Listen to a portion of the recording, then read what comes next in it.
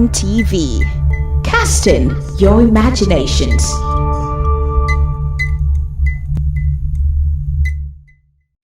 It is my unique honor to address you on this day. This is the third anniversary of our nation's independence, both as the president of our dear country and simply as a fellow Nigerian. On this solemn yet hopeful day, let us commend our founding fathers and mothers. Without them, there would have been no modern Nigeria. From the fading embers of colonialism, their activism, dedication, and leadership gave life to the belief in Nigeria as a sovereign and independent nation. Let us, moment, affirm that as Nigerians, we are all endowed with the sacred right and individual gifts that God has bestowed on us as a nation and as human beings. No one is greater or lesser than the other. The triumph that Nigeria has achieved shall define us. The travails we have endured shall strengthen us. Other nation or power on this earth shall keep us from our rightful place and destiny. This nation belongs to you, dear people. Love and cherish it as your very own. Nigeria is yours. Nigeria is remarkable in its formation and essential character. We are a broad and dynamic blend of ethnic groups, religious, tradition, and cultures. Our bonds are yet intangible, strong, invisible, yet universal.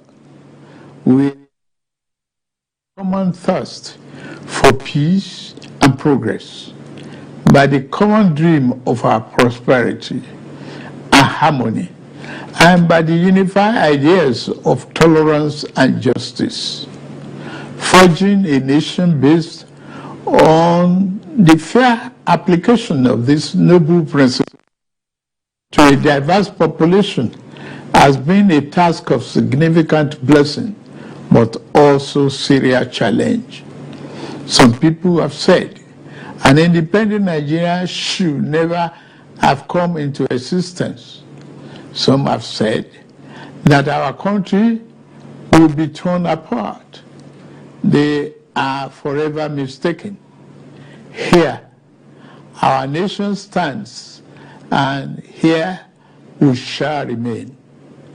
This year, a significant milestone in our journey to a better Nigeria, by democratically electing a seventh consecutive civilian government.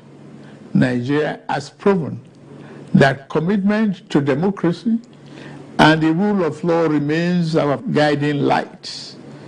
At my inauguration, I made important promises about how I will govern this nation. Among those promises were pledges to reshape economy and to secure the lives, liberty, and property of the people. I said that bold reforms were necessary to place our nation on the path of prosperity and growth. On that occasion, I announced the end of the fuel subsidy. I am attuned to the hardships that have come. I have a heart that feels our eyes. I wish to explain to you why we must endure this trying moment. Those who sought to perpetuate the fuel subsidy and broken foreign exchange policies are people who will build their family mansion in the middle of a swamp. I am different. I'm not a man to erect our national home on a foundation of mud. To endure, our home constructed on safe and pleasant ground. Reform may be painful, but it is what greatness and the future require. We now carry the cost of reaching a future Nigeria where the abundance and fruit of the nation are fairly shared among all, not hoarded by a select and greedy few. A Nigeria where hunger, poverty, and hardship into the shadows and ever-fading past. There is no joy in seeing the people of this nation shoulder burdens that should have been shared years ago. I wish today's difficulties did not exist, but we must endure if we have to reach the good side of our future. My government is doing all that it can do to ease the load. The path we are taking to relieve the stress on our families and households. We have embarked on a several sector reform to stabilize the economy, direct physical and monetary policy to fight inflation, encourage production, ensure the security of lives and property, and lend more support to the poor and the vulnerable. Based upon our talks with leaders and other stakeholders, we are introducing a provisional wage award increment to enhance the federal minimum wage without causing undue inflation. For the next 6 months, the average low-grade worker shall receive an additional 25,000 naira per month. To ensure better grassroots development, we set up an infrastructure support fund for states to invest in critical areas. States have already received funds to provide relief packages against the impact of rising food and other prices. Making the economy more robust by lowering transport costs shall be key. In this regard, we have opened a new chapter in public transportation through the development of cheaper, safer, compressed natural gas, CNG, buses. These buses will operate at a fraction of current fuel prices, positively affecting transport fare. The new CNG conversion kits will start coming in very soon, as all hands are on deck to fast-track the usual lengthy procurement process. We are also setting up training facilities and workshops across the nation to train and provide new opportunities for operators and entrepreneurs. This is a groundbreaking moment where, as a nation, we embrace more efficient means to power our economy. In making this change, we also make history. I pledged a thorough house cleaning of the den of malvisions the CBN has become. That house cleaning is well underway. A new leadership for the central bank has been constituted. Also, the special investigator will soon present its findings on the past lapses and how to prevent similar recurrences. Henceforth, monetary policy shall be for the benefit of all and not the exclusive province of the powerful and wealthy. Wise tax policy is essential for the economic fairness and development. I have a committee on tax reform to improve the efficiency of tax administration in the country.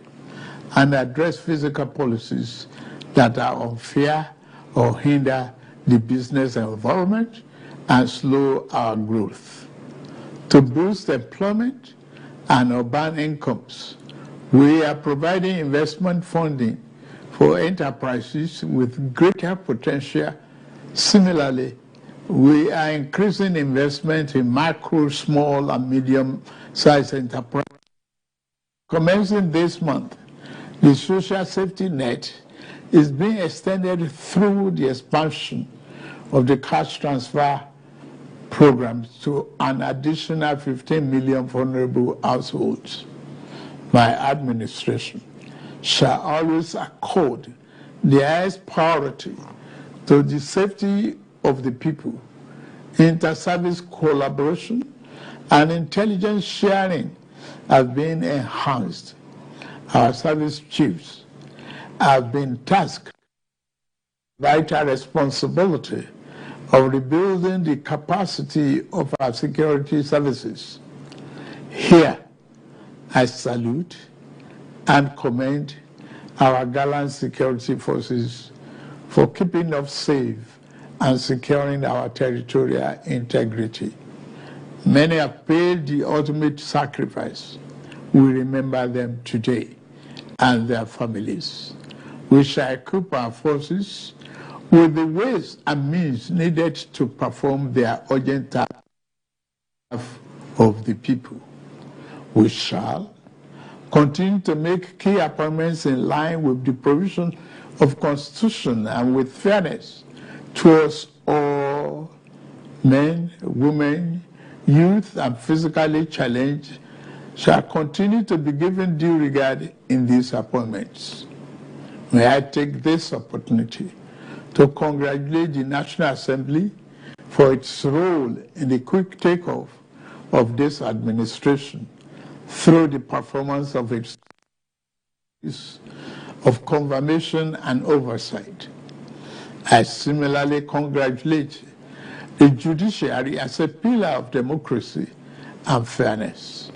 I also thank members of our dynamic civil society organizations and labor unions for their dedication to Nigerian democracy. We may not always agree, but I value your advice and recommendations. You are my brothers and sisters, my due respect.